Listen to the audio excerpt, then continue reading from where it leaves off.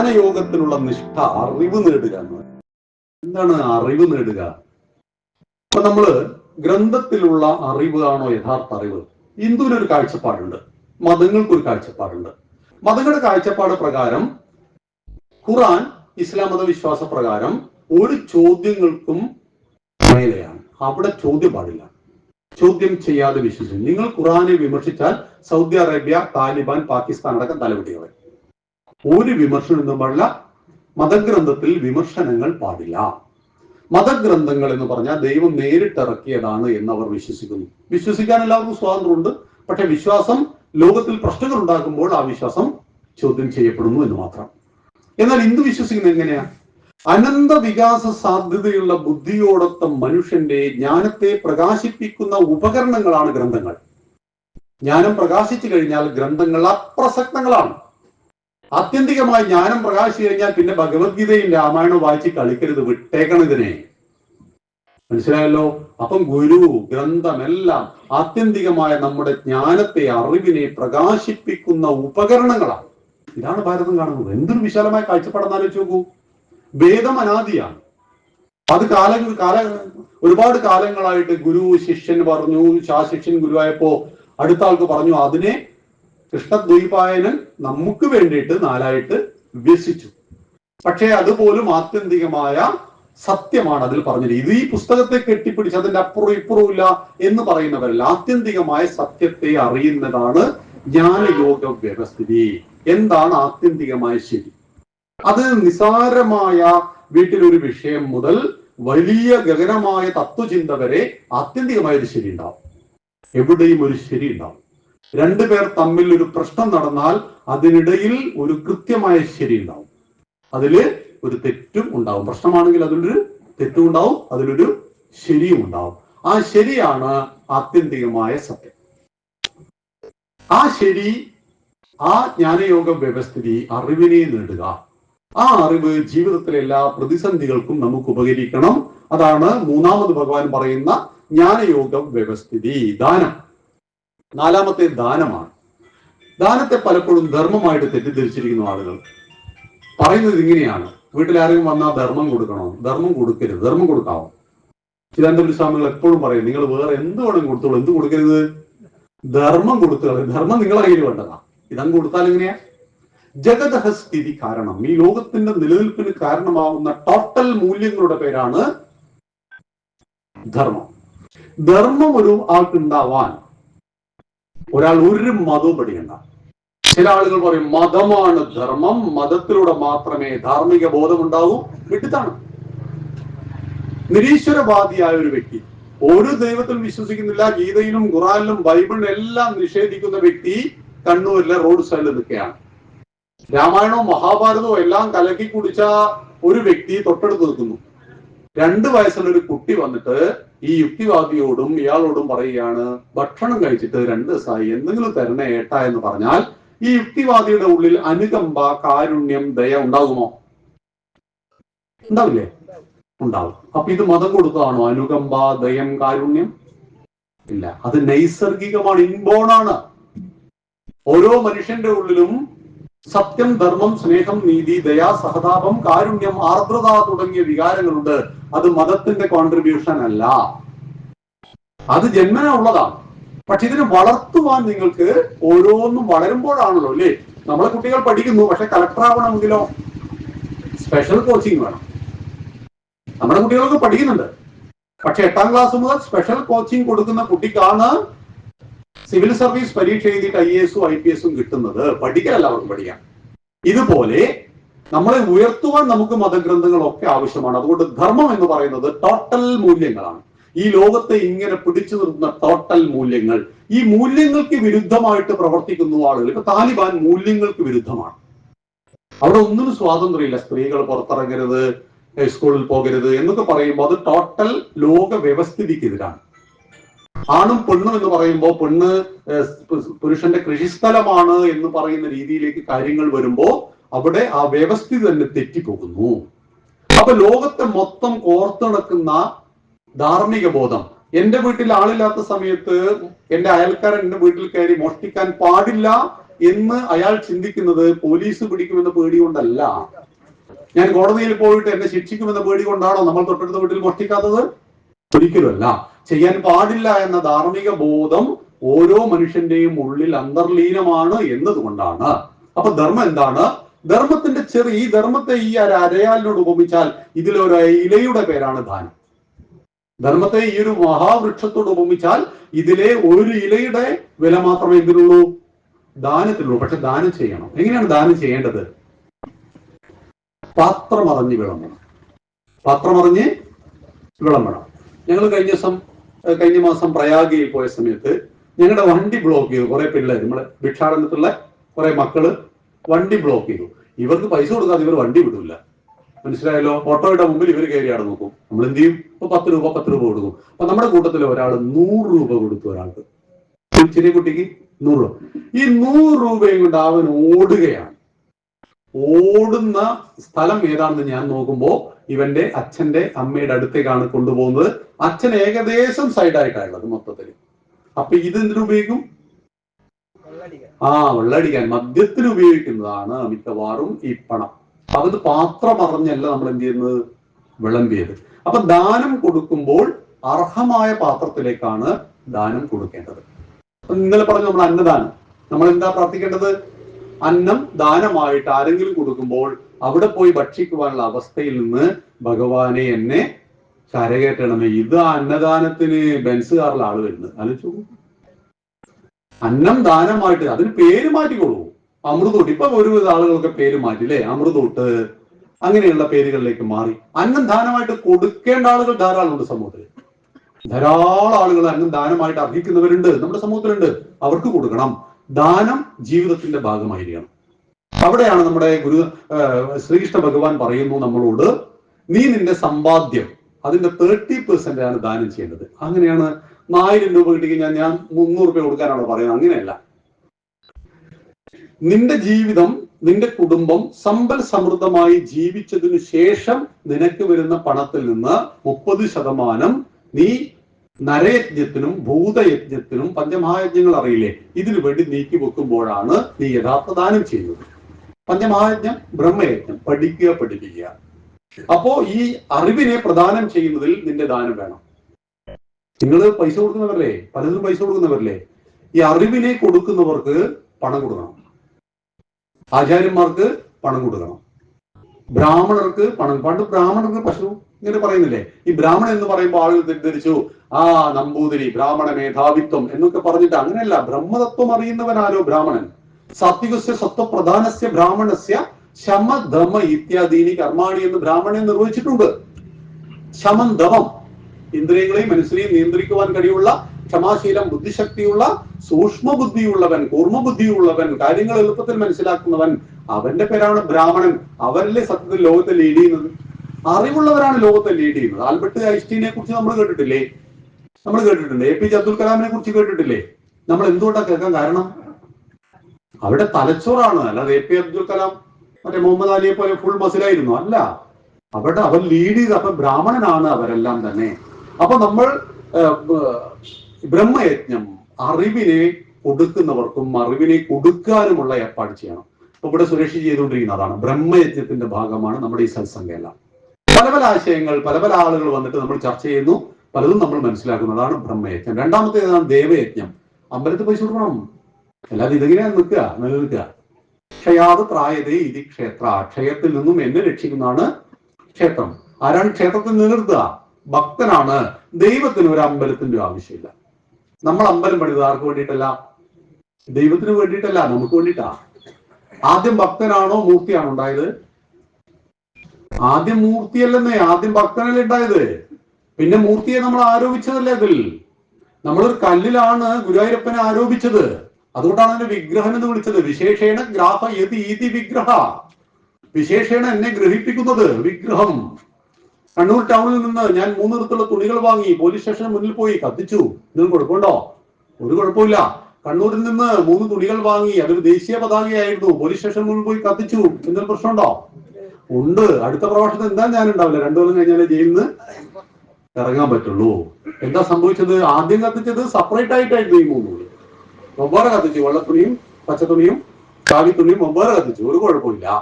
പക്ഷെ ഇതും ചേർത്ത് വെച്ചപ്പോ 2 കൊല്ലം ജയില്. ജീവനുണ്ടോ? നമ്മൾ ഹിന്ദുക്കളോട് ആളുകൾ പറയും, നിങ്ങളുടെ ദൈവം കരയോ, നിങ്ങളുടെ ദൈവം ചിരിക്കോ, നിങ്ങളുടെ ദൈവം കല്ലല്ലേ. ഇതൊന്നും നിങ്ങൾ ഹിന്ദുക്കളോട് പറയേണ്ട ആവശ്യമില്ല. നമ്മൾ പൈസ കൊടുത്തിട്ടല്ലേ ഈ വിഗ്രഹത്തെ വാങ്ങിയത്? പിന്നെ നമ്മളോടാണ് ഇവൻ പറഞ്ഞു തരുന്നത്. ഇതിന്റെ പേര് തന്നെ വിഗ്രഹം എന്നാണ്. അപ്പൊ കല്ലിൽ ഗുരുവായൂരപ്പനെയും ശബരിമല അയ്യപ്പനെയും നമ്മൾ കാണുകയാണ്. പിന്നീട് അതിന്റെ പേര് കല്ല് എന്നല്ല, ശില എന്നല്ല, പ്രതിമ എന്നല്ല, വിഗ്രഹമാണ്. വിശേഷേണ ഗ്രഹിപ്പിക്കുന്നത് എന്തോ അതാവുന്ന വിഗ്രഹം. താലി എന്ന് പറയുന്നത് എന്തിന്റെ പ്രതീക? ഒരായുഷ്കാലം മുഴുവൻ പരസ്പരം സ്നേഹത്തോടെ വിശ്വാസത്തോടെ നമുക്ക് ജീവിക്കാം എന്നുള്ളതിന് അഗ്നിസാക്ഷിയായി അക്ഷിസാക്ഷിയായി ഒരു പുരുഷൻ സ്ത്രീക്ക് നൽകുന്ന വാഗ്ദാനമാണ് താലി. ചെങ്കൊടി എന്ന് പറയുന്നത് എന്തിന്റെ പ്രതീക? വിപ്ലവത്തിന്റെ പ്രതീകമാണ്. കമ്മ്യൂണിസത്തിന്റെയും ആശയത്തിന്റെയും വൈരുദ്ധ്യാധിഷ്ഠിത ഭൗതികവാദത്തിന്റെയും ഒക്കെ പ്രതീകമാണ്. ഇവിടെ ഒരു ചെങ്കൊടി ഉണ്ട്, നിങ്ങൾ അത് കത്തിച്ചു. ലോക്കൽ സെക്രട്ടറി ചോദിക്കാൻ വന്നപ്പോൾ 50 രൂപ എടുക്കാൻ കൊടുത്തു. നിന്റെ തുണിയുടെ വില പ്രശ്നം തീരുവോ? തല തന്നെ പോയി കിട്ടും ചിലപ്പോൾ. ആ കടയിൽ കിടന്ന തുണി പാർട്ടിയുടെ കൊടിയായി മാറുമ്പോൾ അത് ആ പാർട്ടിയുടെ ആശയാണ്. പക്ഷെ ചോദ്യം മൊത്തം ഹിന്ദുക്കളോട് മാത്രമാണ്, നിങ്ങളുടെ ദൈവം കല്ലാണ്. അപ്പൊ നമ്മൾ ഇതൊക്കെ പഠിച്ചു നോക്കണം. ഉരുള കുപ്പേരി പോലെ മറുപടി കൊടുക്കണം. ഷഡനോട് ഷാഢ്യാണ്. ചോദ്യങ്ങൾ 4 തരാം. അറിയാൻ വേണ്ടി, അറിയിക്കാൻ വേണ്ടി, അളക്കാൻ വേണ്ടി, ആക്കാൻ വേണ്ടി. 4 ചോദ്യമുണ്ട്. അറിയാൻ വേണ്ടി ചോദ്യങ്ങൾ ചോദിക്കുന്നു, മറുപടി കൊടുക്കുന്നു. അളക്കാൻ വേണ്ടി ഇവന്റെ കയ്യിൽ എന്തുണ്ട് എന്ന് അളക്കാനുള്ള ചോദ്യം. അറിയിക്കാൻ വേണ്ടി നിന്നേക്കാൾ കൂടുതൽ കാര്യങ്ങൾ എന്റെ കയ്യിലുണ്ട് എന്ന് അറിയിക്കാനുള്ള ചോദ്യം. 4മത്തെ നമ്മളെ ആക്കാനുള്ള ചോദ്യം. പണ്ട് കണ്ണൂർ വെച്ച് ചിദാനന്ദപുരി സ്വാമിയോട് ചോദിച്ചിരുന്നു, അല്ലയോ സ്വാമിജി, ഒരു ചോദ്യം ചോദിക്കാനുണ്ട്. അത് ചോദിച്ചോളൂ. ഹിന്ദുക്കളുടെ അമ്മ പശുവാണെങ്കിൽ അച്ഛൻ മൂരിയാണോ എന്ന് ചോദിച്ചു. സ്വാമിജി എന്താ പറഞ്ഞേ? മൂരിക്ക് കുട്ടി ഉണ്ടാവില്ല എന്താ പറയുക? മൂരിയായി പോയല്ലോ താനെന്ന്. ഈ മൂരി കുട്ടി ഉണ്ടാവോ? ഇല്ല. കാളയുടെ പ്രത്യുൽപാദന ശേഷി തകർത്തിട്ടാണ് അതിന് എന്താക്കുന്നത്? മൂരിയാക്കുന്നത്. ഈ കാളയാണോ ഹിന്ദുവിന്റെ അച്ഛൻ എന്ന് വെച്ചാൽ ധൈര്യത്തിൽ പറഞ്ഞോളൂ. പരമേശ്വരന്റെ വാഹനമാണ് കാള. കാളയുടെ 4 കാലുകൾ ധർമ്മം, അർത്ഥം, കാമം, മോക്ഷം, ചതുർവിധ പുരുഷാർത്ഥങ്ങളാണ്. കാള ധർമ്മമാണ് ഹിന്ദുവിന്റെ അച്ഛൻ എന്ന് പറഞ്ഞാൽ പോലീസ് പിടിക്കോ? പശുവിനെ നമ്മൾ അമ്മയായി കണ്ടെത്തുകൊണ്ടാണ്. അമ്മയുടെ മുലപ്പാലിനൊപ്പം നമ്മുടെ വയറ്റിൽ ദഹിക്കുന്ന 4 വയസ്സിന് ചുവട്ടുള്ള കുട്ടിയുടെ വയറ്റിൽ ദഹിക്കുന്ന ഒരറ്റപ്പാലേ ഭൂമിയിലുള്ളൂ. അത് പശുവിൻ്റെതാണ്. ചില ആളുകൾ പറയും അറേബ്യയിലെ കുട്ടികൾ ഒട്ടകത്തിന്റെ പാലാണല്ലോ കഴിക്കുന്നത്. ആര് പറഞ്ഞു? 4 വയസ്സിന് ചുവട്ടുള്ള ലോകത്തിലെ അന്റാർട്ടിക്കയിലും ആഫ്രിക്കയിലും അറേബ്യയിലും ജീവിക്കുന്ന കുട്ടികൾ പശുവിന്റെ പാൽ മാത്രമാണ് കഴിക്കുക. പിന്നെ എന്റെ കുട്ടിക്ക് ഞാൻ ആട്ടിന്റെ പാലാണ് കൊടുത്തതെന്ന് ചില ന്യായവാദം പറയാം. അപ്പം ചോദിക്കും, എന്റെ കുട്ടിക്ക് ഗ്രഹണി എന്നുള്ള സൂക്കേടുണ്ടായിരുന്നു ചോദിക്കണം. കാരണം ഗ്രഹിണി എന്ന സൂക്കേടുള്ള കുട്ടിയുടെ വയറ്റിൽ മാത്രമേ ആട്ടിന്റെ പാല് നിൽക്കൂ, അല്ലെ ഛർദിക്കും. ഇതുകൊണ്ടാണ് പശുവിനെ നമ്മൾ അമ്മയായി കണ്ടുകരുതി ആരാധിക്കുന്ന ഒരു സങ്കല്പമാണ് ഗോമാതാവ്. പ്രകൃതിയെയും ഭൂമിയെയും മനുഷ്യനെയും നിലനിർത്തുന്നതിൽ ഗോവിന്റെ പങ്കേതാ. ഈ മൃഗത്തെ പോലെ പങ്കുള്ള മറ്റൊരു ജീവിയെ കാണിച്ചു തരാൻ പറ്റുമോ? പാല്, മോര്, തൈര്, നെയ്യ്, വെണ്ണ, ചാണകം, ഗോമൂത്രം, ഇതില് ഏതെങ്കിലും ഒന്ന് ദിവസം ഉപയോഗിക്കാതെ ആരെങ്കിലും ഉണ്ടോ? കൂട്ടത്തിൽ ആരും ഉണ്ടാവില്ല. ഭാരതത്തിലെ 143 കോടി ജനങ്ങൾ ഉപയോഗിക്കുന്നുണ്ട്. ആ സാധു മൃഗത്തിന് ഭാരതം അമ്മയുടെ സ്ഥാനം നൽകിയപ്പോൾ ഇതിനെ വറുത്തിട്ട് ബീഫ് ബിരിയാണി ഉണ്ടാക്കിയാൽ മാത്രമേ വിപ്ലവം പൂർണ്ണമാവും. ഗുരുവായൂരപ്പന്റെ കോളേജില് പശുവിനെ അറുത്തിട്ട് കപ്പ ബിരിയാണി വെച്ചു. ഓർമ്മയില്ലേ? നമുക്ക് 4 വർഷം മുമ്പ് നമ്മുടെ ഈ ബീഫ് ഫെസ്റ്റ് നടക്കുന്ന സമയത്ത് കണ്ണൂരൊക്കെ നടന്നില്ലേ ബീഫ് ഫെസ്റ്റുകൾ? നിങ്ങളുടെ കണ്ണൂരിൽ നിന്നല്ലേ പശുവിനെ അറുത്തത്? ദിജിൽ മാർക്കറ്റി പശുക്കിടാവിനടുത്ത് കണ്ണൂരിൽ നിന്നാണ്. വിപ്ലവം എന്ന് പറഞ്ഞാൽ പശുവിന്റെ കഴുത്തറക്കലെന്ന് ആരാ പറഞ്ഞു കൊടുത്തത്? നന്ദി. ഇപ്പോ ഇന്ത്യൻ നാഷണൽ കോൺഗ്രസിന്റെ ചിഹ്നം 960 വരെ പശുവും കിടാവായിരുന്നു. നടുക്ക് പിന്നെയാണ് നമ്മുടെ ചർക്ക വന്നത്. അതിനു മുമ്പ് ഏതായിരുന്നു? പശുവും കിടാവായിരുന്നു. ഞങ്ങളുടെ പുറമേലി എന്നൊരു സ്ഥലത്തുണ്ട് 960 ഒരു ബോർഡ് എഴുതി വെച്ചിരിക്കുന്നു. ചുമരിൽ എഴുതില്ലേ? അപ്പൊ നല്ലൊരു പെയിന്റാന്ന് തോന്നുന്നു. പശുവും കിടാവായിരുന്നു അന്നത്തെ ചിഹ്നം വരച്ചു വെച്ചിരിക്കുക. പശുവിനോടുള്ള വെറുപ്പ് ഇന്ന് വല്ലാതെ കൂടി. എന്തുകൊണ്ടാ?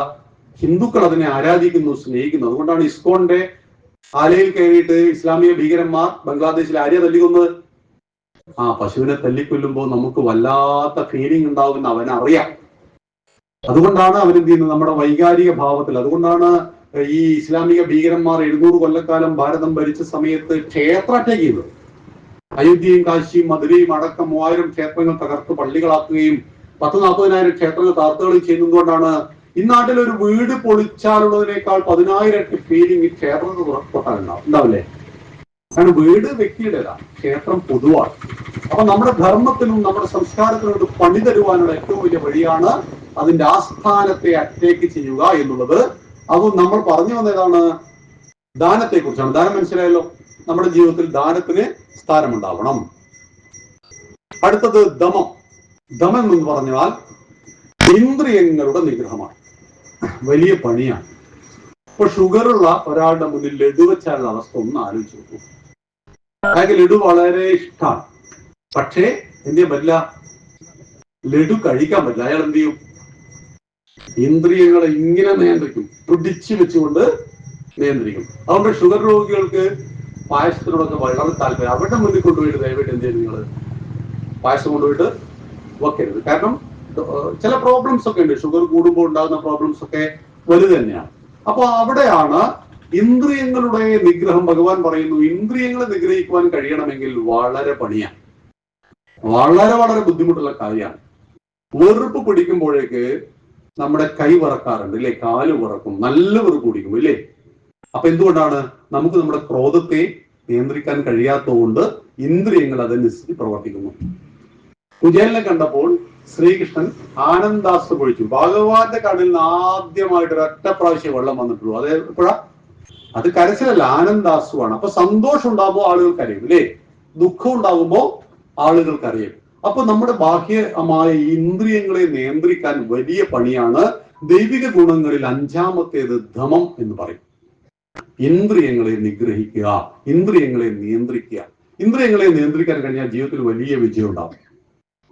അപ്പൊ നമ്മൾ പലപ്പോഴും തീരുമാനിച്ചു നാളെ രാവിലെ ഒന്നും വ്യായാമം തുടങ്ങും. തീരുമാനിച്ച 5 കൊല്ലം മുമ്പായിരിക്കും. മനസ്സിലായില്ലേ? പിന്നീട് നമ്മുടെ മനസ്സോരോ കാരണങ്ങൾ കണ്ടെത്തും. പട്ടികളുണ്ടല്ലോ നാട്ടിൽ, നമ്മൾ രാവിലെ ഓടുമ്പോൾ കടിച്ചാലോ? അങ്ങനെയാണ് വീട്ടിൽ ത്രെഡ്മില്ല് മേടിച്ചത്. ഓടുന്ന മെഷീൻ കണ്ടിട്ടില്ലേ? അതിന്റെ മുകളിൽ ഇപ്പൊ എന്താ അറിയിടുന്നത്? അല്ലേ? തുണി, സാരി, ബ്ലൗസ് ഒക്കെയാണ് ഇപ്പൊ അതിന്റെ മുകളിൽ കിടക്കുന്നുണ്ടാവുക. നമ്മൾ മേടിച്ച ആദ്യത്തെ ഒരാഴ്ച ഗംഭീര ഓട്ടവും ചാട്ടവും ഒക്കെ ആയിരിക്കും.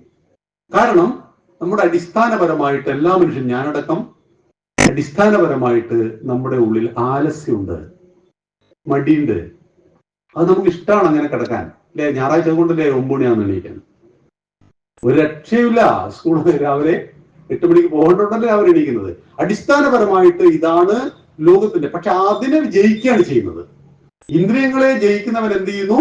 ഇതിനെ ജയിക്കാണ്. ബോധപൂർവം മസിൽ വിട്ട് നാളെ മുതൽ 5 മണിക്ക് എണീക്കണം എന്ന് സ്വാമിക്ക് നിർബന്ധമാണ്. സ്വാമിയായി പിറ്റേ ദിവസം കാണാം ഇവര് ഒരുപാട് ത്യാഗം സഹിച്ചിട്ടാണ് ആദ്യത്തെ എണീക്കുക. പക്ഷെ പിന്നീട് അതൊരു ശീലമാണ്. ഇപ്പോൾ ഡി അഡിക്ഷൻ സെന്ററിൽ കൊണ്ടുപോയി കഴിഞ്ഞാൽ മദ്യപാനം മാറാൻ 20 ദിവസമുള്ളൂ.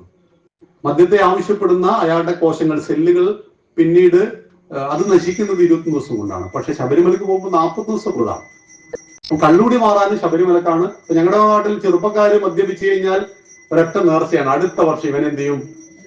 മലക്ക് പറഞ്ഞേക്കും. അപ്പൊ കള്ളുകുടിക്ക് പരിഹാരം ആരാണ്? ഭഗവാൻ അയ്യപ്പനാണ് എന്ന് പറയുന്ന ഒരു വലിയ സന്ദേശം അവിടെ ഉണ്ട്. അപ്പം ബാഹ്യ ഇന്ദ്രിയങ്ങളുടെ നിയന്ത്രണമാണ് ഭഗവാൻ പറയുന്നത്. അതാണ് ധമം.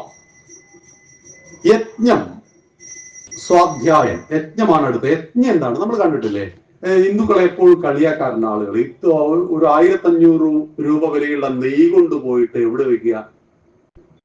അഗ്നിയിൽ ഒഴിയുക. എന്തൊരു വിഡ്ഢിത്താണ് ചെയ്യുന്നത് എന്നൊക്കെ ചോദിക്കും. യജ്ഞം എന്ന വാക്കിന് ഉദ്ദേശിക്കുന്നത് ഇതം ന മമ, ഇതൊന്നും എന്റേതല്ല, തിരിച്ചു കൊടുക്കുക എന്നുള്ളതാണ്. എടുക്കുക മാത്രമല്ല, കൊടുക്കാനും പഠിച്ചവരാണ് ഹിന്ദുക്കൾ. എന്തിങ്ങോട്ട് എടുക്കാമെന്ന് ചിന്തിച്ചവരല്ല. ദോഹനത്തിനാണ് പ്രാധാന്യം കൊടുത്തത്. ചൂഷണം നമ്മുടെ വാക്കല്ല, ദോഹനം, കറന്നെടുക്കുക. പ്രകൃതിയിൽ നിന്ന് എല്ലാം നമ്മൾ ഇങ്ങോട്ട് എടുക്കുമ്പോൾ പ്രകൃതിക്ക് എന്താ തിരിച്ചു കൊടുക്കേണ്ടത്? യജ്ഞത്തിന്റെ അവശിഷ്ടങ്ങളാണ്. യജ്ഞത്തിന്റെ അവശിഷ്ടം എന്താ? യജ്ഞത്തിന്റെ പുകയാണ്. ശുദ്ധമായ പ്ലാവിന്റെ വിറക് കത്തിച്ച് ആ കത്തിയാളുന്ന അഗ്നിയിലേക്ക് എള്ള്, നെയ്യ്, നാളികേരം ഒഴിക്കുമ്പോൾ പൈറസീൻ എന്ന വാതകം പുറത്തേക്ക് വരും. സകല രോഗാണുക്കളെയും അന്തരീക്ഷത്തെയും ശുദ്ധീകരിക്കുവാൻ ഇത് പര്യാപ്തമാണ്. ഭാരതത്തിലെ 25 ലക്ഷത്തിൽ പരം ക്ഷേത്രങ്ങളിൽ ഇത് പലപ്പോഴായിട്ട് നടക്കുന്നുണ്ട്, ദിവസവും നടക്കുന്നുണ്ട്. അതുകൊണ്ട് ഒരു പരിധിവരെ ക്ഷേത്ര പരിസരം ശുദ്ധമായിരിക്കും. കാരണം നമ്മുടെ വൃക്ഷങ്ങൾ അങ്ങനെയുള്ളതാണ്, ഇവിടുത്തെ അന്തരീക്ഷം അങ്ങനെയുള്ളതാണ്. അപ്പോ അവിടെ യജ്ഞം എന്ന് പറഞ്ഞാൽ സമർപ്പണമാണ്. ഞാനെന്ന ഭാവത്തെ ഇല്ലാതാക്കുക. ഈ യജ്ഞത്തിന്റെ ചടങ്ങുകളാണ് ഞാൻ ഈ പറഞ്ഞ കാര്യങ്ങളൊക്കെ. പക്ഷെ അവിടെ ഇതൊന്നും എന്റേതല്ല, ഒക്കെ ഭഗവാന്റേതാണ്. അപ്പം ദൈവം 2 പ്രാവശ്യം ചിരിക്കുന്നതാണ് തമാശയായിട്ട് പറയുന്നത്. ഒന്നേതാണ്? ഒന്ന് ഈ സ്ഥലം ചൂണ്ടിക്കാണിച്ചിട്ട് ഇതെന്റേതാണ് എന്ന് പറഞ്ഞ അഞ്ജനുമായിട്ട് തല്ലോ തല്ല്. അപ്പോൾ ദൈവം ഒന്ന് ചിരിക്കും. എന്താ ചിരിക്കാൻ കാരണം എന്നറിയോ? നീ എന്റേതാണ് എന്ന് പറയുന്നതിന് മുമ്പ് ആയിരക്കണക്കിന് ആളുകൾ ഇതേ ഭൂമി ചൂണ്ടിക്കാണിച്ചിട്ട് ഇത് എന്റേതാണെന്ന് പറഞ്ഞിട്ടുണ്ട്. അവരെല്ലാം ഈ മണ്ണിന്റെ അടിയിൽ ഇപ്പോ കിടക്കുന്നുണ്ട്. അവരെല്ലാം ഈ മണ്ണിന്റെ അടിയിൽ കിടക്കുന്നുണ്ട്. എപ്പം ദൈവം ചിരിക്കും? രണ്ടാമത് രോഗി എന്നിട്ട് ഡോക്ടേഴ്സിനോട് പറയും, സാറേ എന്റെ ജീവൻ രക്ഷിക്കണം. ഡോക്ടർ പറഞ്ഞു, ഞാനത് ഏറ്റവും. പിറ്റേ ദിവസം ഡോക്ടർ മരിച്ചു. അപ്പോഴും ദൈവം ഒന്ന് ചിരിക്കും. ഇതൊന്നും നമ്മുടെ കയ്യിലല്ല, ഇതൊന്നും നമ്മുടെ നിയന്ത്രണത്തിലുമല്ല. അടുത്ത നിമിഷം എന്ത് സംഭവിക്കും എന്നറിയാമായിരുന്നുവെങ്കിൽ വയനാട്ടിലെ ആ ഉരുൾപൊട്ടലിൽ നിന്ന് എല്ലാവരും രക്ഷപ്പെടുകയാണ്. ഇല്ലേ? ഇന്ന് രാത്രി 2 മണിക്ക് എന്ത് സംഭവിക്കുന്നു അവരറിഞ്ഞിരുന്നുവെങ്കിൽ എങ്ങനെയാ? അവരെല്ലാം അവിടുന്ന് മാറില്ലേ? അപ്പൊ ഈ കല്ലുകളൊന്നും അവരുടെ ശരീരത്തിൽ 500 പേര് മരിച്ചുപോയി. അപ്പൊ ഞാൻ പറഞ്ഞു വന്നു, ഇതൊന്നും നമ്മുടെ നിയന്ത്രണത്തിലല്ല. ഇന്ന് രാവിലെ ഞാൻ എഴുന്നേറ്റു എന്നത് സത്യമാണ്. രാവിലെ എഴുന്നേറ്റിട്ടുണ്ട്. നാളെ രാവിലെ എഴുന്നേൽക്കും എന്നത് വിശ്വാസമാണ്. ഇന്ന് രാവിലെ എഴുന്നേറ്റു എന്നത് സത്യമാണ്. നാളെ രാവിലെ എഴുന്നേൽക്കും എന്നത് വിശ്വാസമാണ്. അപ്പൊ വിശ്വാസമില്ലാതെ ജീവിക്കാൻ പറ്റുമോ? നാളെ രാവിലെ ഞാൻ മരിച്ചു പോകും എന്ന് ഉറപ്പിച്ചാൽ ഇന്നത്തെ അവസ്ഥ എന്തായിരിക്കും? പ്രഭാഷണത്തിൻ്റെ ഇവിടെ ഇല്ല. എന്താ നമ്മൾ ചെയ്യുക? നാളെ രാവിലെ 10 മണിക്ക് മരിച്ചു പോകും ഇന്ന് രാത്രി 10 മണിക്ക് കൃത്യമായിട്ട് കാലൻ നമ്മളോട് വിളിച്ചു പറഞ്ഞു, ഞാൻ നാളെ രാവിലെ എന്നെ കൊണ്ടുപോകുന്നു. എന്തായിരിക്കും അവസ്ഥ? കാലൻ ഒരു ദിവസം പോത്തിന്റെ മുകളിൽ വന്നു. അപ്പോ ദിനേശിനെ നോക്കിയിട്ടാണ് വന്നത്. ദിനേശൻ ഓടി ചെന്നൈ മെയിൽ കയറി. അപ്പോൾ കാലൻ ഒരു കടയിലിരുന്നു സംസാരിച്ചു. അപ്പോ ദിനേശന്റെ കൂട്ടുകാരൻ രാജീവൻ പറഞ്ഞു, കാല നിനക്കാരെ കിട്ടില്ല?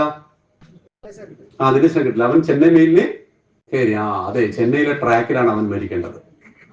ചെന്നൈയിലെ ട്രാക്കിൽ ഈ തീവണ്ടിയിൽ നിന്ന് ശില്പായി പോയിട്ടാണ് ആര് മരിക്കേണ്ടത്? ദിനേശൻ മരിക്കേണ്ടത്. കറക്റ്റ് കാര്യമുണ്ടല്ലോ, റെഡിയാണ് എന്ന് പറഞ്ഞു. ഇതൊന്നും നമ്മുടെ നിയന്ത്രണത്തിലല്ല. അതുകൊണ്ടാണ് വീട്ടിൽ വെടിക്കെട്ട് ദുരന്തം നടന്ന സമയത്ത് 90 ആളുകൾ അവിടെ മരിച്ചുപോയി. സ്വാഭാവികം, അതിന്റെ ചുറ്റുള്ള ആളുകൾ. പക്ഷെ അവിടുന്ന് ഒരു കോൺക്രീറ്റ് പാളി തെറിച്ചിട്ട് 3 കിലോമീറ്റർ അകലെ ഒരു ബൈക്കിന്റെ പിറകു സീറ്റിലിരിക്കുന്ന, പത്രത്തിലുണ്ടായിരുന്നല്ലോ, പിറകു സീറ്റിലിരിക്കുന്നവന്റെ തലക്കുകൊണ്ട് തൽക്ഷണം മരിച്ചുപോയി. ഇടയിൽ എത്ര മാവുണ്ട്, എത്ര കവുങ്ങുണ്ട്, എത്ര തെങ്ങുണ്ട്, ഒന്നിനും കൊണ്ടില്ലല്ലോ, ഇല്ല.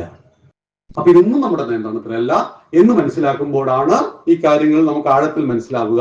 യജ്ഞം, അതായത് എല്ലാം സമാജത്തിന്, രാഷ്ട്രത്തിന്, ധർമ്മത്തിന്, ഈശ്വരന് സമർപ്പിക്കുന്ന ഭാവത്തിന്റെ പേരാണ് യജ്ഞം. സ്വാധ്യായമാണ് അടുത്തത്. സ്വാധ്യായം ചെയ്യുന്ന സ്വന്തം ധർമ്മത്തെ, നമ്മുടെ വേദഗ്രന്ഥങ്ങളെ പഠിക്കുക. നമ്മുടെ വേദഗ്രന്ഥം ഇപ്പോ എല്ലാ മതങ്ങളിലും 4 വയസ്സ് മുതൽ മതപഠനം ആരംഭിക്കും. മതപഠനം പോസിറ്റീവാണ്, നെഗറ്റീവാണ്. ഓൺലി ആണ് മതപഠനം പഠിപ്പിക്കുന്നതാണ്. ഇത് മാത്രമാണ് ശരി. ഭാരതം ഓൾസോ ആണ്. ആകാശാത് പതിതം തോയം യഥാ ഗച്ഛതി സാഗരം സർവദേവ നമസ്കാരം കേശവം പ്രതിഗച്ഛതി. ഇതാണ് നമ്മുടെ ഭരണഘടന. ചില ആളുകൾ പറയാറുണ്ട് ഇന്ത്യയിൽ ഈ മതേതരത്വമൊക്കെ നിലനിൽക്കുന്നത് ഇന്ത്യൻ ഭരണഘടന ഉള്ളത് കൊണ്ടാണ്. പക്ഷെ ഭരണഘടനയിൽ മതേതരത്വം എന്ന വാക്കുണ്ടായിട്ടില്ലല്ലോ. 950 ജനുവരി 26 ഡോക്ടർ BR അംബേദ്കറും ടീമും ഇന്ത്യക്കൊരു ഭരണഘടന ഉണ്ടാക്കുവാൻ വേണ്ടി അനേക വർഷങ്ങളിൽ നിന്ന് ചർച്ചകളൊക്കെ നടത്തി ഇന്ത്യ സ്വതന്ത്ര റിപ്പബ്ലിക്കായി 1950 ജനുവരി 26 പ്രഖ്യാപിച്ച ആ ഭരണഘടനയിൽ മതേതരത്വം എന്ന വാക്കുണ്ടായിരുന്നോ? ഉണ്ടായിരുന്നില്ല. 1976 42ാം ഭരണഘടനാ ഭേദഗതി പ്രകാരം ഇന്ദിരാഗാന്ധിയാണ് ഇന്ത്യൻ ഭരണഘടനയിൽ മതേതരത്വം അഥവാ സെക്യുലറിസം എന്ന വാക്ക് കൂടി ചേർന്നത്. മതേതരത്വം എന്ന് പറഞ്ഞാൽ നമ്മൾ എന്താ മനസ്സിലാക്കുന്നത്? എല്ലാ മതങ്ങളെയും തുല്യമായി കാണുന്നത് എന്നൊക്കെയാണ് നമ്മൾ മനസ്സിലാക്കുന്നത്. എന്താ BR അംബേദ്കർ ഇന്ത്യൻ ഭരണഘടനയിൽ മതേതരത്വം എന്ന വാക്ക് പറയാതിരുന്നത്? കാരണം മാലിക് ദീനും കൂട്ടരും ഇസ്ലാം മതവുമായി വന്നപ്പോൾ അവരെ സ്വീകരിച്ച് നമ്മളവർക്ക് പള്ളി ഉണ്ടാക്കി കൊടുത്തു. സെന്റ് തോമസും കൂട്ടരും ക്രിസ്തുമതമായി വന്നപ്പോൾ നമ്മളവരെ സ്വീകരിച്ച് നമ്മളവർക്ക് ചർച്ച ഉണ്ടാക്കി കൊടുത്തു. ലോകം മുഴുവൻ ജൂതന്മാരെ വേട്ടയാടി കൊന്നു. ക്രിസ്ത്യാനികളാണ് ജൂതന്മാരെ ഏറ്റവും വേട്ടയാടി. കാരണം ജൂതന്മാരാണ് യേശുവിനെ കൊന്നു. അതുകൊണ്ട് റോമാ സാമ്രാജ്യം ക്രിസ്തുമതം സ്വീകരിച്ചപ്പോ നൈൽ നദിയുടെ കിഴക്ക് ഭാഗത്തുണ്ടായിരുന്ന ജൂതന്മാരുടെ ഏക രാജ്യമായ ഇസ്രായേൽ പറഞ്ഞു, ഞങ്ങള് മതം മാറില്ല, നിങ്ങളൊക്കെ മതം മാറിക്കോ, ഞങ്ങൾ ജൂതന്മാര് മതം മാറില്ല. അപ്പോ ഒരു 2 കാര്യങ്ങളാ, ഒന്നുകിൽ ചാവുക അല്ലെങ്കിൽ ഓടുക. ലക്ഷങ്ങൾ അവിടെ ചത്തുവീണു. ബാക്കിയുള്ളവർ ഒരു പിടി മണ്ണും എടുത്തൂടി. നമ്മുടെ പുതിയ ആളുകളൊക്കെ പറയുമ്പോ 948 ഇസ്രായേൽ ഉണ്ടായെന്ന് പറയും. പച്ചക്ക് പറ്റിക്കുകയാണ്. കാരണം ഇസ്ലാം മതം ഉണ്ടാകുന്നതിന് മുമ്പ് ക്രിസ്തുമതം, ക്രിസ്തുമതം ഉണ്ടാകുന്നതിന് മുമ്പ് ജൂതമതം. സെമിറ്റിക് മതങ്ങളിൽ ആദ്യത്തെ ജൂതമതമാണ്. 3000 വർഷത്തിലധികം പഴക്കം.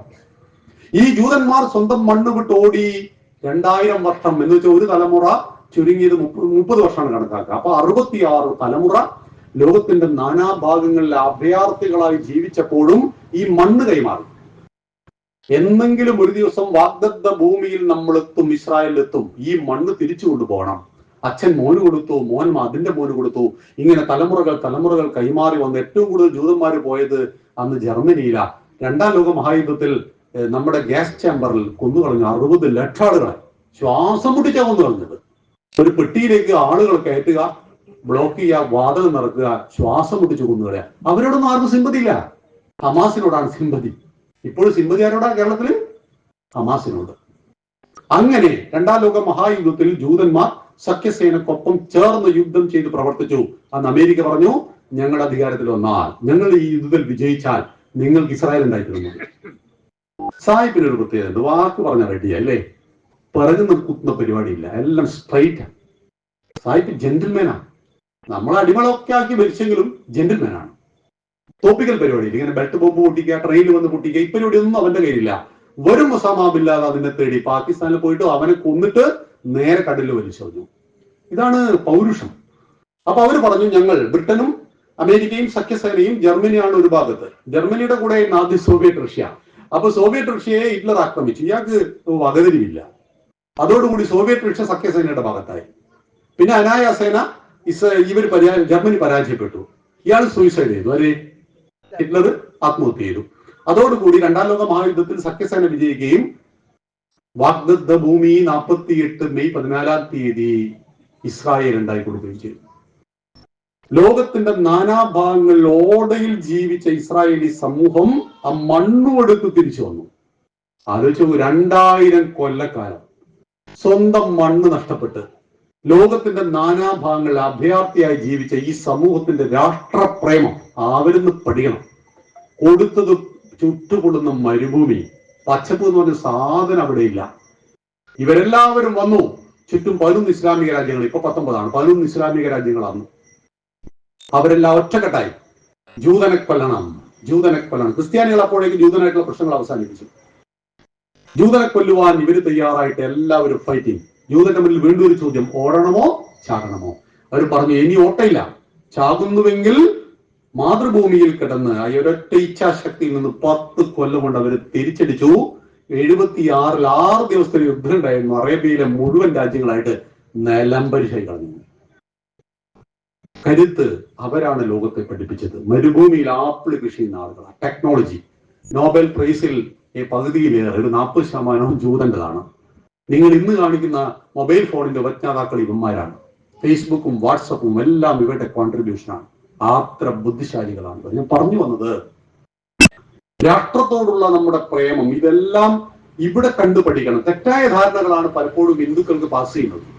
48-ലാണ് ഉണ്ടായത്, പാലസ്തീൻ കൊടുത്തതാണ് ഇസ്രായേല്, ആ പാലസ്തീനാണല്ലോ ഇവർ ബുദ്ധിമുട്ടിക്കുന്നത് എന്നൊക്കെ പറഞ്ഞിട്ടാണ് ഇവിടെ കണ്ണീരൊഴുക്കുന്നത് ഹമാസിന് വേണ്ടിയിട്ടൊക്കെ. അപ്പൊ നമ്മളെ വിഷയം അല്പം ഒന്ന് വ്യതിചരിച്ചു പോയി, ക്ഷമിക്കുക. സ്വാധ്യായം നമ്മുടെ ധർമ്മത്തെ പഠിക്കണം, ചരിത്രത്തെ പഠിക്കണം, അതൊക്കെ ഭൗതികമായി പഠിക്കണം. പക്ഷേ രാമനെ പഠിക്കണം, കൃഷ്ണനെ പഠിക്കണം, അർജുനെ പഠിക്കണം, ഭീമനെ പഠിക്കണം. അങ്ങനെ പഠിക്കാൻ ആയിരക്കണക്കിന് ആളാണ് നമുക്കുള്ളത്. ബാക്കി എല്ലാവർക്കും ഓരോ പുസ്തകമാണ്. അതുകൊണ്ടാണ് അവർ ഈ പുസ്തകത്തെ ഇങ്ങനെ പ്രൊട്ടക്ട് ചെയ്യുന്നത്. എന്തെങ്കിലും പറ്റിയ ബദലെടുക്കാനില്ല. നമ്മുടെ രാമായണം തെറ്റാണ്, ആ മഹാഭാരതം തെറ്റാണ്, ആ ഭഗവത്ഗീത എടുത്താലോ.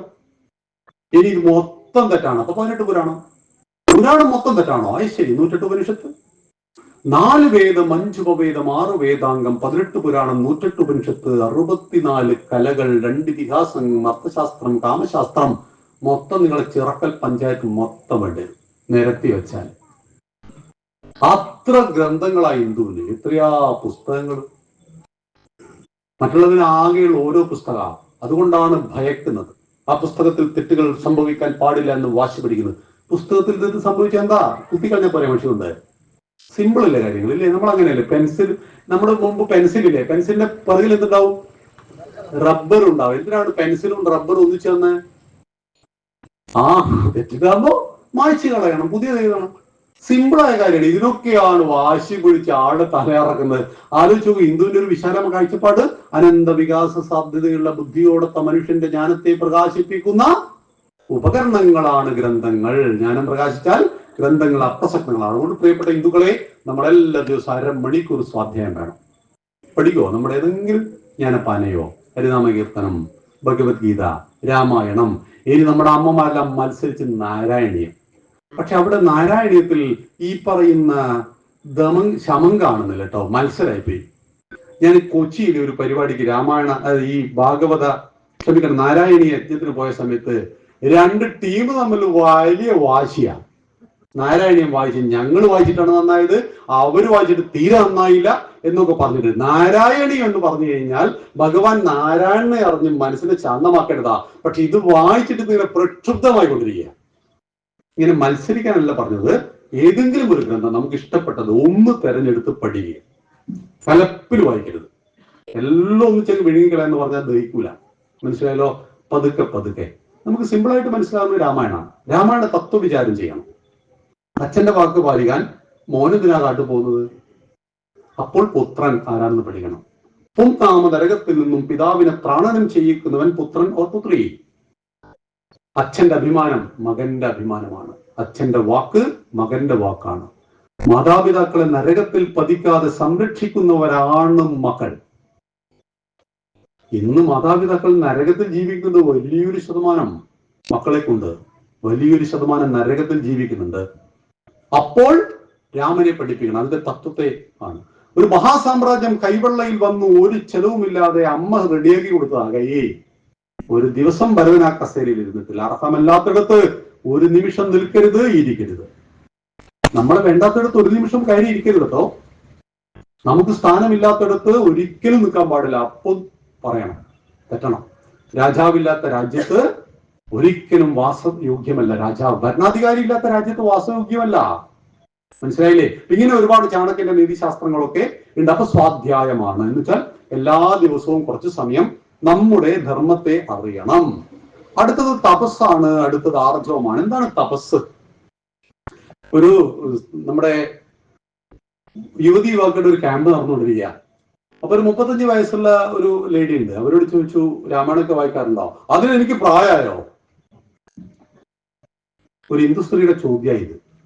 എത്രയാ പ്രായമാവേണ്ടത്? തങ്ങളെ 60 വയസ്സ്. ഇത് രാമായണം വായിക്കാനുള്ള പ്രായത്തിലാ? അവർ മനസ്സിലാക്കി വെച്ചിരിക്കുന്നത് രാമായണം വെച്ചാൽ പ്രായമൊക്കെ ആയി മുട്ടുവേദനൊക്കെ തുറന്നാൽ നമ്മുടെ കുഴമ്പൊക്കെ കുറച്ച് വിട്ടിട്ട് മുത്തശ്ശി ഇങ്ങനെ രാമായണം എപ്പോഴും അങ്ങനെ കാണിക്കുക. ഒരു മുത്തശ്ശിയാണ് എന്ത് വായിക്കുക. ഈ മുത്തശ്ശിമാരൊന്നും രാമായണം വായിച്ചോ കുഴപ്പമൊന്നുമില്ല, വായിച്ചിട്ടുള്ള ഒരു കുഴപ്പമില്ല. പിള്ളേര് വായിക്കണത്. കാരണം ജീവിതം രൂപപ്പെടുത്തേണ്ടത് ഇവരല്ലേ. ഗോൾ സെറ്റിംഗ് ഉണ്ടേ. ഗോൾ സെറ്റിംഗ് ഉണ്ടോ കുട്ടികൾ? ഇന്ന് ഗോൾ സെറ്റിംഗ് ഒന്നുമില്ല. അപ്പൊ അവന്റെ ജീവിതത്തിലെ ലക്ഷ്യത്തിലേക്ക് അവൻ അടുക്കണമെങ്കിൽ പ്രതിസന്ധി ഘട്ടത്തിൽ ഒരു കമാൻഡർ ഇൻ ചീഫ് അർജുനൻ രണാങ്കണത്തിൽ വെച്ച് പതറിപ്പോയി. ഞാൻ എന്ത് ചെയ്യണം എന്ത് ചെയ്യരുതെന്നറിയാതെ പതറി നിൽക്കുന്ന ആ അർജുനൻ ചോദിക്കുന്ന ചോദ്യങ്ങൾ, ആരോട്? യഥാർത്ഥ ഗുരുനാഥരോട് ചോദിക്കുന്ന ചോദ്യങ്ങൾ. അത് നമ്മുടെ കുട്ടികൾ ഭഗവത്ഗീത പഠിക്കണ്ടേ? അവനും ചോദ്യങ്ങൾ 100 ചോദ്യം. പരീക്ഷയിൽ നിന്ന് ഒളിച്ചോട്ടം, ജീവിതത്തിൽ നിന്ന് ഒളിച്ചോട്ടം, പ്രശ്നങ്ങളിൽ നിന്ന് ഒളിച്ചോട്ടം. ഇങ്ങനെ ഒളിച്ചോടാൻ പരിശ്രമിച്ച 5100 കൊല്ലം മുമ്പുള്ള ആളുടെ പേരാണ് ആര്? അർജുനൻ. അർജുനൻ ധീരനാ. അമ്പ് കൊണ്ട് പന്തലുണ്ടാക്കിയ ആളാ. മഹാദേവനോടും പോലും പൊരുതിയിട്ടുണ്ട്. പക്ഷേ പ്രതിസന്ധി പലരൂപത്തിൽ വരും. അപ്പോഴാണ് പതറിപ്പോയത്. അപ്പൊ ഇവിടെ സ്വാധ്യായം, നമ്മുടെ ഗ്രന്ഥങ്ങളെ പഠിക്കുക എന്ന് പ്രധാനം. തപസ് എന്ന് പറയുന്നത് താടി നീട്ടി വെച്ചിട്ട് യോഗദണ്ഡിന്റെ മുകളിൽ കൈവച്ചിട്ട്, അതാണോ? സത്യത്തിന്റെ അന്വേഷണമാണ് തപസ്. ഒരു ശാസ്ത്രകാരന്റെ തപസ് എന്ന് പറയുന്നത് ആ സത്യത്തെ കണ്ടെത്തുകയാണ്. പലപ്പോഴും ശാസ്ത്രകാരന്മാർ വലിയ വലിയ കണ്ടുപിടുത്തമൊക്കെ നടത്തുമ്പോൾ നമ്മുടെ ഇപ്പോഴത്തെ മംഗൾയാൻ ദൗത്യം ഉണ്ടായിരുന്നില്ലേ? ചൊവ്വയിലേക്ക് നമ്മൾ പേട കാഴ്ചയില്ലേ? അവിടെ എത്തിയല്ലോ സാധനം അല്ലേ? ഈ മംഗൾയാൻ ദൗത്യം നടത്തിയതിന്റെ പിറകിൽ വർഷങ്ങളുടെ തപസ്സുണ്ട്. ഈ വർഷങ്ങൾ തപസ്സിൽ ഏർപ്പെട്ട ശാസ്ത്രകാരന്മാരുടെ ഒക്കെ വെയിറ്റ് 20 കിലോ വരെ കുറഞ്ഞു പോയവരുണ്ട്. അവരറിഞ്ഞിട്ട് പോലുമില്ല എന്താ ശരീരത്തിന് സംഭവിക്കുന്നത് എന്ന്. അവിടെ കൊണ്ടുപോയി വെള്ളം വെച്ച് കഴിഞ്ഞാൽ എടുത്ത് വളരെ അത്യാവശ്യ ഘട്ടത്തിലൊക്കെ ഇങ്ങനെ കുടിക്കുന്നു. പക്ഷേ ശ്രദ്ധ മൊത്തത്തിൽ, കാരണം 10-200 ദിവസം ഈ പേടത്തെ ഒരു വിവരവും ഇല്ല. 200 ദിവസം കഴിഞ്ഞപ്പോൾ കമ്പ്യൂട്ടറിൽ ഇത് വന്നു. അതിന്റെ ഒക്കെ ശാസ്ത്ര ബുദ്ധി ഒന്ന് ആലോചിച്ച് നോക്കൂ. ഭൂമിയിൽ നിന്നൊരു സാധനം അങ്ങ് ചൊവ്വയിലേക്ക് വിടുക, 200 ദിവസം ഒരു വിവരം അതിനെ കുറിച്ചില്ല. 201-ാമത്തെ ദിവസം അത് കമ്പ്യൂട്ടർ തെളിഞ്ഞു വരിക. എന്നിട്ട് അത് കൃത്യമായിട്ട് ചൊവ്വയിൽ ഇറങ്ങുക. എന്റെ അമ്മേ, ഇതെന്തൊരു ബുദ്ധിയാ! നമ്മളൊക്കെ എന്ത് കോൺട്രിബ്യൂഷനായി നാടിനോട് ചെയ്യുന്നത്? ഈ ശാസ്ത്രകാരന്റെ ബുദ്ധിയും വൈഭവവും ഉപയോഗിച്ച സൗകര്യത്തിലാണ് നമ്മളെല്ലാം ഇതേ മൈക്ക് നമ്മൾ കണ്ടുപിടിച്ച. ഞാൻ ചെറുങ്ങനെ പറയുന്നു, നിങ്ങൾ വലിങ്ങനെ കേൾക്കുന്നു. ഈ മൊബൈൽ എന്തൊക്കെ എപ്പോഴും ശാസ്ത്രകാരനോട് നന്ദി ഉണ്ടാവണം. അതുകൊണ്ടാണ് ഹിന്ദു ശാസ്ത്രം, യുക്തി, വിശ്വാസം ഇത് മൂന്നിനെയും ഒരുപോലെ ആരാധിക്കുന്നത്. ഒരു ശാസ്ത്രകാരനെയും ഭാരതം കൊന്നിട്ടില്ല. ഉണ്ടാവും. ഭാരതത്തിന്റെ ചരിത്രത്തിൽ പരിശോധിക്കൂ. ബൈബിളിനെ ചോദ്യം ചെയ്ത് 1200 ശാസ്ത്രന്മാർ കൊല്ലപ്പെട്ടു. ബ്രൂണോയെ കുരിശിലേറ്റിക്കുന്നു. ഗലീലിയോയെ കല്ലെറിഞ്ഞൊടിച്ചു. ഗലീലിയോ പറഞ്ഞു ഭൂമി ഉണ്ടതാണ്. പള്ളിയിലച്ഛൻ മേലക്കാരി നോക്കിയപ്പോ ഭൂമി പരന്നതാണ്. മനസ്സിലായില്ല. അപ്പൊ ഭൂമി പരന്നതാണ് എന്ന് അയാൾ പറഞ്ഞു. ഭൂമി ഉണ്ടതാണെന്ന് ശാസ്ത്രകാരൻ പറഞ്ഞു. ഗലീലിയോ കല്ലെറിയപ്പെട്ടു. ബ്രൂണോയെ കുരിശിലേറ്റി. പക്ഷെ നവോത്ഥാനം യൂറോപ്പിൽ സംഭവിച്ചപ്പോൾ ക്രിസ്ത്യാനി മൊത്തം മാറി. ഇന്നും ഈ വാശി കൊണ്ട് നടക്കുന്ന പല മതങ്ങളും ഉണ്ട്. അതുകൊണ്ട് ശാസ്ത്രകാരനോട്, ശാസ്ത്രത്തോട് എപ്പോഴും കടപ്പെട്ടിരിക്കണം. ഭരദ്വാജന്റെ സംഹിത, വരാഹമിഹിരൻ, നാഗാർജുനൻ. നോക്കൂ, ഋഗ്വേദത്തിന്റെ ഉപവേദമാണ് ആയുർവേദം. ആയുർവേദം ആധ്യാത്മിക ഗ്രന്ഥമല്ല, അത് ശാസ്ത്രഗ്രന്ഥമാണ്. ഏത്? ശരീരശാസ്ത്രം. അതിൽ ആദ്യം പറയുന്നത് സൗഖ്യം, രണ്ടാമത് ആതുരം. അലോപ്പതി മെഡിസിനിൽ സൗഖ്യമില്ല. രോഗം വരാതെ എങ്ങനെ ജീവിക്കാം എന്നതിന്റെ ഒരു സൊല്യൂഷനും അലോപ്പതി മെഡിസിൻ കണ്ടുപിടിച്ചിട്ടില്ല. രോഗം വന്നാൽ എങ്ങനെ ചികിത്സിക്കാം അതിലുണ്ട്. അതുകൊണ്ട് ഓരോ മെഡിസിനും അതിന്റെ സൈഡ് എഫക്ട് മെഡിസിന്റെ മുകളിൽ തന്നെ എഴുതിയിട്ടുണ്ട്. എന്നാൽ ആയുർവേദം ഒന്നാമെന്ന് പറയുന്നത് സൗഖ്യം, രോഗം വരാതെ എങ്ങനെ ജീവിക്കാം. രണ്ടാമത് ആതുരം, വന്നാൽ എന്ത് ചികിത്സ. അവിടെ ചരകനും സുശ്രുതനും എല്ലാം വലിയ ഓപ്പറേഷൻ വരെ നടത്തിയിട്ടുണ്ട്. അത് ഭാരതത്തിൽ ഉണ്ടായിരുന്നു. ഭാരതത്തിന്റെ ആയുർവേദത്തിൽ ലോകത്തിൽ നിന്ന് സ്ഥാനം ഉണ്ടോ ഇല്ലയോ? ജർമ്മനിയിലൊക്കെ ആയുർവേദം വളരെ പ്രധാനം. യോഗ എന്ന് പറഞ്ഞാൽ 197 രാജ്യങ്ങളാണ് ഇന്ന് നിലവിൽ യോഗയെ അന്താരാഷ്ട്രമായിട്ട് അംഗീകരിച്ചത്. അതിൽ 42 ഇസ്ലാമിക രാജ്യങ്ങളാണ്. നമ്മുടെ നാട്ടിലാണ് സൂര്യ നമസ്കാരത്തിന്റെ പേര് മാറ്റി കളഞ്ഞു. സൂര്യന് അഭിമുഖമായ വ്യായാമം. മതേതൃത്വത്തെ പേടിച്ചിട്ട് ഹിന്ദു എന്തൊക്കെ പാടാ പെടേണ്ടത്. സൂര്യ നമസ്കാരം, യോഗ മതവൽക്കരിക്കുന്നു. യോഗക്ക് മതേതൃത്വം ഉണ്ടോ?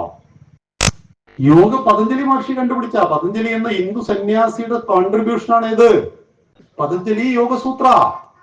ഇതൊക്കെ പറയാൻ എന്താ മടി? ഇതിന് മതേതൃത്വം കടത്തുന്നത് ഒരു മൊയ്ലിയാരെയും വിളിച്ച്, ഒരു പള്ളിയിലച്ഛനെയും വിളിച്ച്, ഒരു സന്യാസിയെയും വിളിച്ച് നമ്മൾ യോഗ കണ്ടുപിടിക്കുക എന്ന് മറ്റു കണ്ടുപിടിച്ച സാധനമാണിത്. അല്ല, ഭാരതം 64 കലകളെ കോൺട്രിബ്യൂട്ട് ചെയ്തു. ഇപ്പൊ ഇവിടെ വലിയ കഥകളിയുടെ ആളുകൾ, ആചാര്യന്മാരായിട്ടുള്ള ആളുകളൊക്കെ ഇവിടെ ഉണ്ട്. കഥകളി നമുക്ക് സാമാന്യ ജനങ്ങൾക്ക് ചിലപ്പോൾ പെട്ടെന്ന് ആസ്വദിക്കാൻ കഴിഞ്ഞെന്ന് വരില്ല. പക്ഷെ ആസ്വദിക്കുന്നവൻ കൃത്യമായിട്ട് അതിനെ ആഴത്തിൽ മനസ്സിലാക്കുമ്പോഴാണ് അതിന്റെ നാട്യ, നൃത്ത, ഗാന ഭംഗിയെ മനസ്സിലാക്കുന്നത്. ഇതുപോലെ തന്നെയാണ് ഭരതനാട്യം. ഇങ്ങനെ ഓരോ കലകൾ, വാദ്യങ്ങൾ ആലോചിച്ച് നോക്കൂ. ഭാരതത്തിലുള്ള വാദ്യങ്ങളുടെ എണ്ണം എടുത്തു നിങ്ങൾ. ഓടക്കുഴൽ കണ്ടുപിടിച്ചാരാ? മൃദംഗം, അങ്ങനെയുള്ള എല്ലാ ഉപകരണങ്ങളുടെയും വീണ എല്ലാം സമന്വിത രൂപ. സരസ്വതി ദേവിയുടെ കയ്യിൽ പോലും വീണയുണ്ട് എന്ന് പറയുമ്പോൾ ഇവിടെ നമ്മുടെ സുമ ടീച്ചർ വീണയിലൊക്കെ വളരെ അഗ്രസീവാണ്. അപ്പൊ എങ്ങനെയാണ് വീണ? സരസ്വതി ദേവിയുടെ ഫോട്ടോ വരച്ചപ്പോൾ അവിടെ എന്തുണ്ടായിരുന്നു? അപ്പൊ വീണയുടെ പടക്കം എത്രയാ? ഒന്ന് ആലോചിച്ച് നോക്കൂ.